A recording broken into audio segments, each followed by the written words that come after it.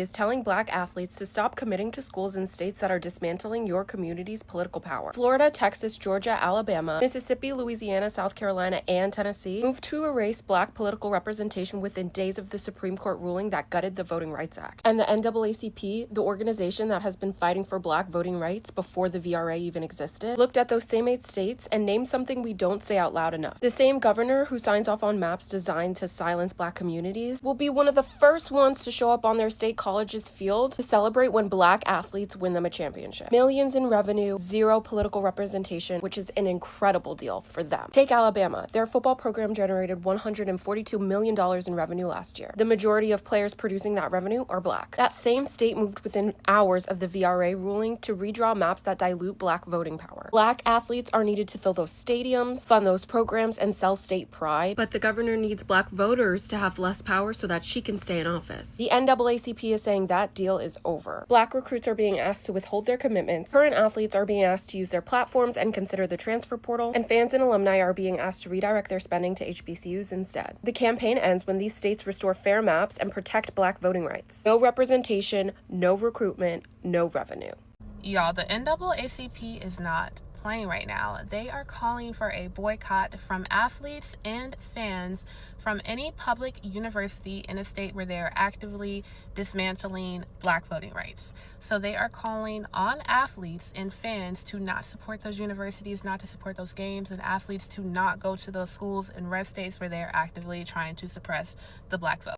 Here is some of the statement about it. It is called the Out of Bounds campaign. They specifically named the states Tennessee, Louisiana, Alabama, Florida, Mississippi, South Carolina, Texas, and Georgia as target states where they want athletes to avoid, and obviously fans to avoid as well. This action is directly caused by the Supreme Court ruling in which states have clearly been moving fast to get Black voters out of there. In this statement, the NAACP said, "We will not watch the same institutions that depend on Black athletes to fill their stadiums and their bank accounts remain silent while their states strip Black communities out of their voice." Clock it. Out of bounds is our answer. We are naming the contradiction, and we are calling on Black athletes, families, fans, and consumers to act on it. The same power that built these programs can be redirected, and it will be. Obviously, Black athletes are generating billions of dollars for these schools that are bankrolling politicians who are coming up with these laws. So I totally understand why the NAACP is doing this. I know when this kind of thing has been brought up before, people call out that the Black workers in those southern states who get money from college athletes and depend on that for work will also be hurt, which I think is unfortunate. But I think we are in a moment that kind of calls for some different measures and some sacrifices along the way. But let me know what y'all think. I was born and raised in Birmingham, Alabama. Live in Brooklyn with my wife. The kids were born here. We're raising my kids here. And I am a lifelong Alabama Crimson Tide football fan. I had no choice in the matter. I was indoctrinated from birth. And I realize what I'm about to say is very easy to say as a white man living in America right now. I wish and hope and pray that every Black athlete in the SEC is in a situation in their life where they can take D.L. Hughley's advice and boycott every single SEC school because of the South's concentrated effort to eliminate the Black vote, strip it of its power, and send Alabama and every other state in the Southeast back to the pre-civil rights era. If D.L. Hughley and Black athletes could somehow organize this, just know you have this homegrown Southern boy's full support. So there's a conversation happening right now about Black athletes in the SEC and whether or not they should boycott over racial redistricting. And a lot of folks are kind of angry about that. So before you decide how you feel, let me give you a little history. First, 1955, Jones County Junior College goes to California to play in the Junior Rose Bowl against an integrated team. Now, there's a lot of opposition back home, but they go anyway. It's the first time an all-white Mississippi team has taken the field against Black players. The backlash creates the gentleman's agreement that Mississippi teams will never compete against integrated opponents again. 1963, Mississippi State has won the SEC 4 times out of 5 years and has never gone to the NCAA tournament because of that agreement. Coach Babe McCarthy sneaks the team out of the state under the threat of a government injunction. They play Loyola of Chicago. History calls it the game of change. That agreement dies. That same year, Bill Russell, the best player in the NBA, ignores death threats and comes to Jackson to open up Mississippi's first integrated basketball camp after Medgar Evers is assassinated. He didn't have to, he just came anyway. 1965, this one's across the river, but it counts. The AFL All-Star Game is set for New Orleans. Black players arrive, and they can't catch a cab, they can't get into restaurants, they have trouble at the hotels, so they hold a meeting, and they vote to boycott. The game then moves to Houston. The city goes ahead and makes the changes to not just stop that from happening again, but to make it possible for them to get their own team. 2 years later, the Saints came marching in. The players who refused to play gave New Orleans an NFL team of their own. 1997, Ole Miss players, including Deuce McAllister, pushed the administration to ban Confederate flags from the stadium. The flags largely disappeared from the stands after they outlawed sticks. In 2020, Kylan Hill, SEC's leading rusher, born in Columbus, Mississippi, sends one tweet: either change the Mississippi flag or I won't be representing this state anymore. I'm tired. Within a week, the legislature voted, the governor signed the bill, the flag is changed. Was it just because of that one tweet? No. But did that tweet play a part? It sure did. For all of these stories and for the many others I didn't mention, athletes spoke up because they believed that their community was being hurt. Every single time, somebody was out there telling them to stay in their lane, and every single time, something actually changed. Now, if you still can't understand why they would boycott redistricting, if you can't understand why they believe that their community is suffering because of these decisions, the problem might not be that the athletes are wrong. The problem might be that you just aren't listening to what they've been saying.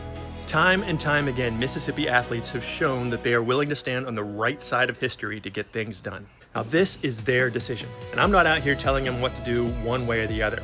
But if they do decide that their hearts and minds are leading them to take a stand for their community, I'm going to be standing right beside them. Say, they must think we the stupidest people on the planet, bro.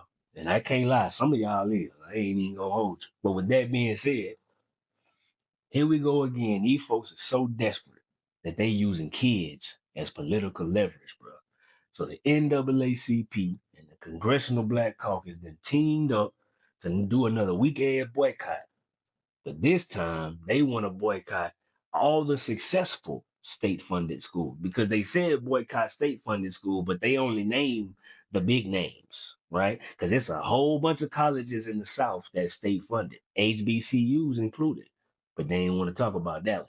So they want to attack state-funded schools and say our black kids should not go there until the state where they go to school changes their voting laws. How the hell can a 17, 18-year-old have that type of pressure on their shoulders, bro? Now you got folks who finna be grinding all summer trying to get these offers. They gonna be looking and getting ostracized by their own people because it's supposed to be a so-called boycott. Man, that shit dumb as hell, bro. These folks can make life-changing money at these colleges you telling them not to go to right now.